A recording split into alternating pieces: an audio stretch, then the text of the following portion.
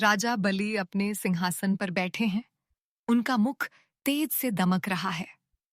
उनके चारों ओर दानव सेनापति और पुरोहित खड़े हैं।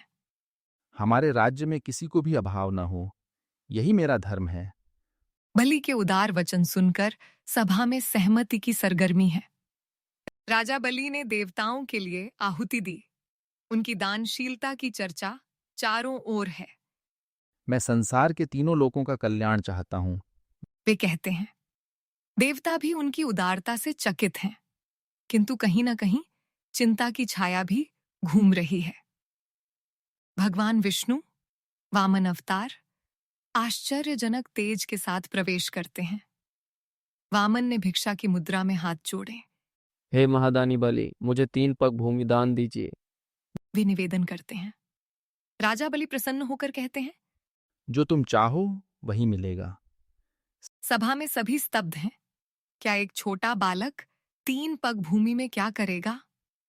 वामन विराट रूप धारण करते हैं। उनका आकार आकाश तक पहुंच जाता है। 2 पग में वामन स्वर्ग और पृथ्वी को नाप लेते हैं। अब तीसरा पग कहाँ रखूं? वे बलि से पूछते हैं। राजा बलि विनम्रता से अपना सिर आगे करते हैं। प्रभु, तीसरा पग मेरे सिर पर रखें। वामन मुस्कुराते हैं और उनका तीसरा पग बलि के सिर पर रखते हैं, जिससे बलि स्वयं पाताल लोक भेजे जाते हैं। मां लक्ष्मी प्रकट होती हैं। उनके मुख पर करुणा और प्रेम है। मां लक्ष्मी बलि के पास जाती हैं। तुम्हारी भक्ति और धर्म ने मुझे प्रसन्न किया है, हे बलि। आज से मैं तुम्हें आंखें अपना भाई मानती हूँ। वे कहती हैं। राजा बलि उनके चरणों में झुकते हैं। माँ, आपकी कृपा से मेरा राज्य सदा समृद्ध रहे। वे भावुक होकर कहते हैं। लक्ष्मी उन्हें वरदान देती हैं। वह सदा बलि के साथ रहेंगी। विष्णु प्रकट होते हैं और बलि को द्वारपाल बनने का आशीर्वाद देते हैं। तुम्हारे दान और भक्ति से संसार को सच्चे धर्म की प्रेरणा मिलेगी। वे कहते हैं।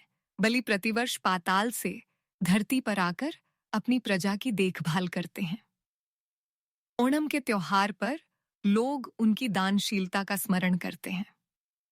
इस कथा से यह संदेश मिलता है कि सच्ची दानशीलता, विनम्रता और भक्ति से मां लक्ष्मी की कृपा हमेशा बनी रहती है।